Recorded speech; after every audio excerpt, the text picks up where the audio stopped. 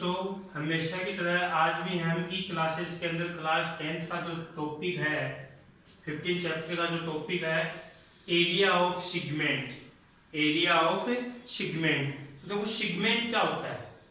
हिंदी में इसको सिगमेंट को वृत्तखंड बोलते हैं, खंड बोलते हैं, पार्ट बोलते हैं इसका सर्किल का।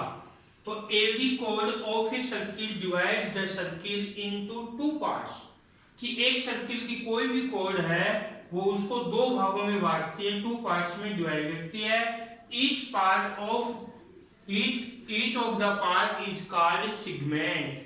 ये मान लो अपना सर्किल है, इसकी ये कोड हमने ड्रॉ कर दी ए बी।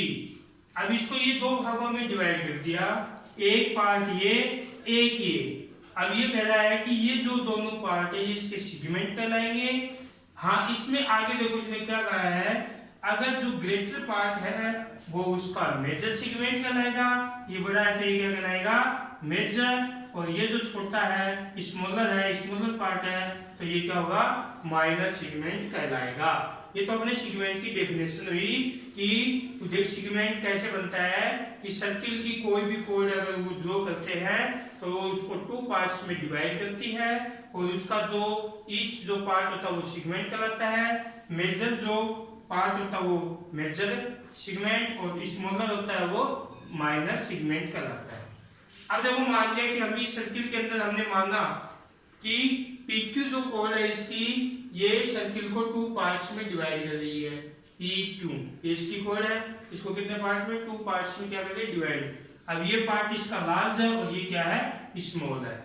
अब हमें we are find the area of the minor segment PRQ का हम एरिया फाइंड कर रहे हैं। अब हमने ले लिया कि एंगल POQ थीटा ले लिया, POQ क्या ले लिया हमने थीटा। अब देखो ये इसकी R है, ये R है, और ये देखो हमने एक 10th चैप्टर में पढ़ेंगे कि उसके कोई के ऊपर अगर कोई मतलब ये परपेंडिकुलर है, ये इस कोड को टू पार्ट्स में डिवाइड करता है, तो ये इस एंगल को भी क्या करता है टू इक्वल पार्ट्स में डिवाइड करता है, तो ये θ/2, ये भी क्या हो जाएगा θ/2 हो जाएगा।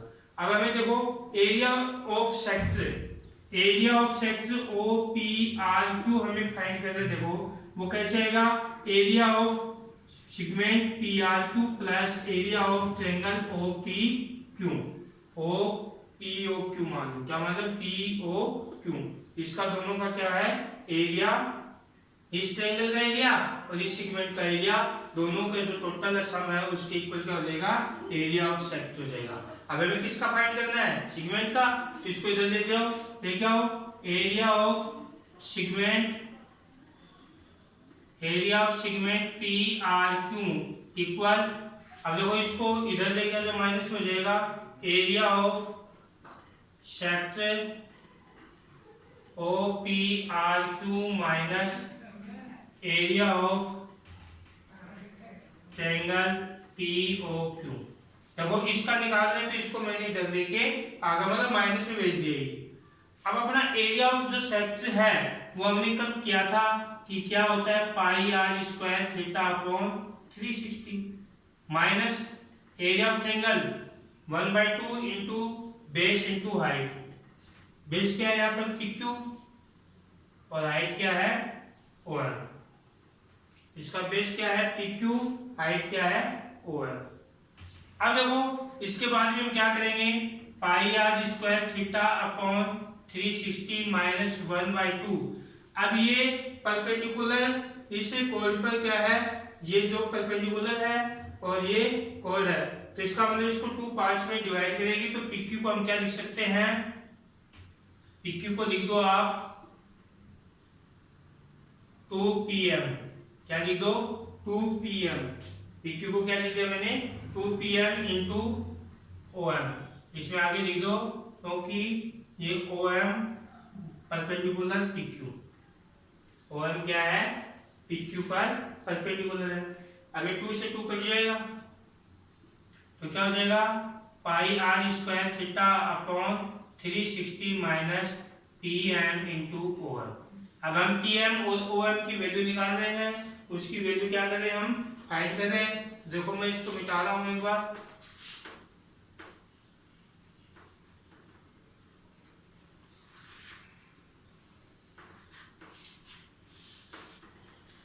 अब देखो ये क्या हो जाएगा अपना पाई आर स्क्वायर थीटा अपॉन 360। चलो इसको एक बार आप यही लिख दो, इक्वेशन नंबर क्या दे दो, इसको 1 दे दो। इसके बाद में देखो पहले ट्रायंगल लो O M P, in triangle O M P. अब हम ट्रिग्नोमेट्रिक जो एक्सरसाइज है उससे चलेंगे। देखो ये एंगल थीटा है और ये इसका सामने वाला जो होगा ऑपोजिट होगा वो परपेंडिकुलर, और ये बेस हो जाएगा और ये क्या हो जाएगा इसका हाइपोटेनस। तो हमें किसकी वैल्यू फाइंड करनी है, पीएम की वैल्यू फाइंड करनी है। तो इन दोनों में जो हमें रेशियो निकालना है, संबंध निकालना है कि P अपॉन एच किसमें होता है, साइन में। तो क्या हो जाएगा साइन थीटा इक्वल क्या होता है P upon H, P upon H. तो यहाँ थीटा क्या है, थीटा बाई 2, तो साइन थीटा बाई 2 P अपना है परपेंडिकुलर PM और एच क्या है R, एच क्या अपना R है, समझ गए, ये हाइपोटेनस है। अब हमें क्रॉस मल्टीप्लाई कर दो तो PM इक्वल क्या हो जाएगा R into sine theta by 2। ये आ गया एक तो अपना इक्वेशन नंबर 2। इसके बाद भी इसी तरह से अब हमें OM की वैल्यू निकालनी है। तो आपको हाइपोटेनस और बेस दे रखा है, तो हाइपोटेनस और बेस कितना होता है, किसमें होता है, B अपॉन एच किसमें होता है, कोस में, किसमें होता है, कोस में। तो क्या हो जाएगा cos theta equal B upon H, B upon H. अब देखो कोस, अब यहाँ पर थीटा बाई 2 है तो इक्वल क्या हो जाएगा, B कितना है यहाँ पर OM और H कितना है R, H क्या है हाइपोटेनस R है। तो क्रॉस मल्टीप्लाई करेंगे इसको तो OM equal R into cos theta by 2। ये इक्वेशन नंबर कितना हो गया, 3 हो गया। क्या हो गया, 3 हो गया। इसके बाद में हम क्या करेंगे, बाई फ्रॉम इक्वेशन 1, 2 एंड 3, इससे क्या होगा कि 2 और 3 की वैल्यू किस में रख दो, इक्वेशन नंबर फर्स्ट में रख दो। फिर क्या हो जाएगा area of segment PRQ equal क्या हो जाएगा pi R square theta upon 360 minus PM की वैल्यू आई थी अपनी R into sine theta by 2 और इसकी वैल्यू कितनी आई थी R cos थीटा बाई 2।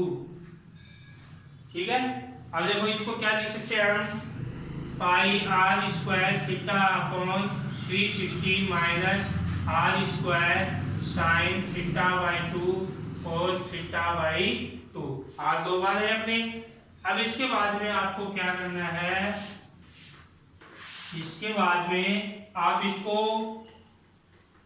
ऊपर नीचे 2 से मल्टीप्लाई कर दो। क्या कर दो, 2 से मल्टीप्लाई कर दो इसको pi R square theta upon 360 minus, अब इसको 2 से करेंगे, देखो आर स्क्वायर ये नीचे 2 से कर दिया और यहाँ 2 से 2 साइन थीटा बाई 2 और cos थीटा बाई 2।